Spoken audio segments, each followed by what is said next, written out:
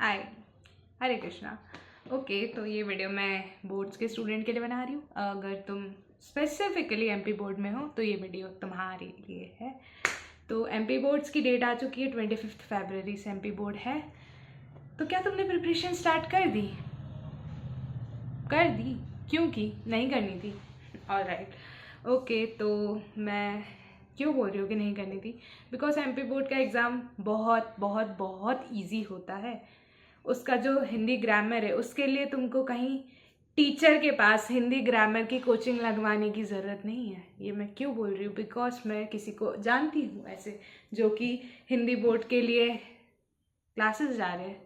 ज़रूरत नहीं है यार, अनलेस एंड अनटिल तुम लोग ने फर्स्ट से लेकर के 10th तक जो एक वचन बहुवचन ये सब सिखाते थे वो तुमको नहीं आता हो तो तुम चले जाओ फिर। अदरवाइज़ तुमको जाने की ज़रूरत नहीं है। तुम यूट्यूब से जो चैप्टर्स कंप्लीट करना है तो कर सकते हो। एक channel I will suggest, that is Hindi Adhyapak and a book which is our all favourite, सबकी फेवरेट तो नहीं, बेकार सी बुक है, बहुत नींद आती है इसको पढ़ने में। दैट इज़ परीक्षा बोध। तो बस ये परीक्षा बोध and the channel is Hindi अध्यापक। उन सर ने सब कुछ सारी एक एक लाइन बहुत अच्छे से पढ़ा रखी है, मस्त एकदम बढ़िया पढ़ा रखी है।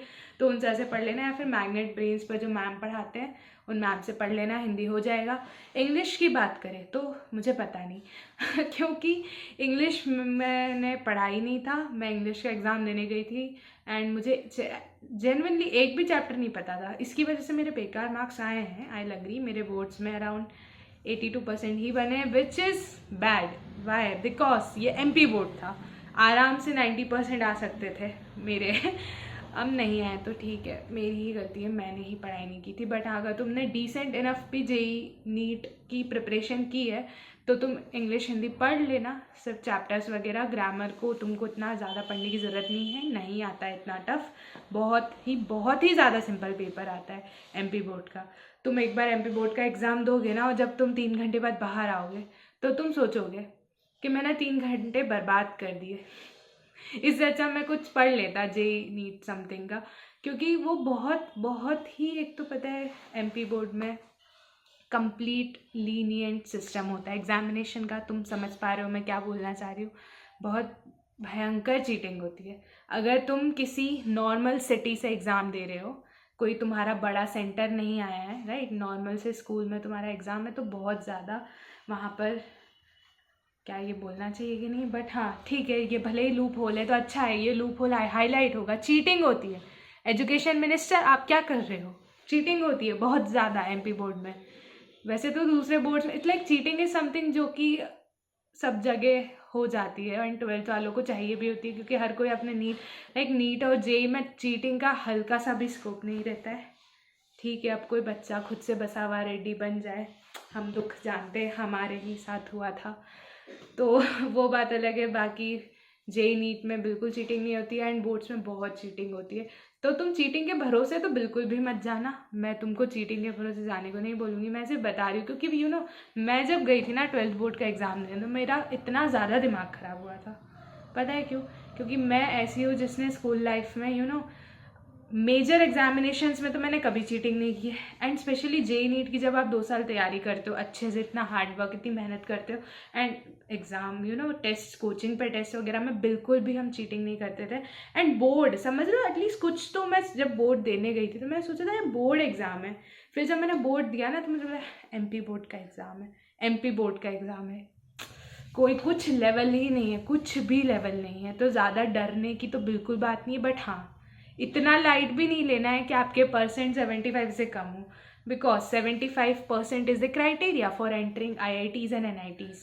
एंड ये मैं पर्सनल एक्सपीरियंस से बता रही हूँ। मेरी एक फ्रेंड है जिसके लास्ट ईयर बोर्ड्स में 1% से रह गया, उसका कुछ 74% समथिंग था, एंड उसकी रैंक जो थी उसके अकॉर्डिंग उसको NIT भोपाल में कंप्यूटर साइंस मिल जाता, but she couldn't get it because boards criteria फंस गया। And second reason is scholarship. अगर तुम कॉलेज में आओगे एंड तुमको स्कॉलरशिप, स्पेशली एमपी बोर्ड से तुम हो तो, एंड MP से हो, तो मेधावी छात्र इज़ अ स्कॉलरशिप जिसके लिए तुम अप्लाई कर सकते हो।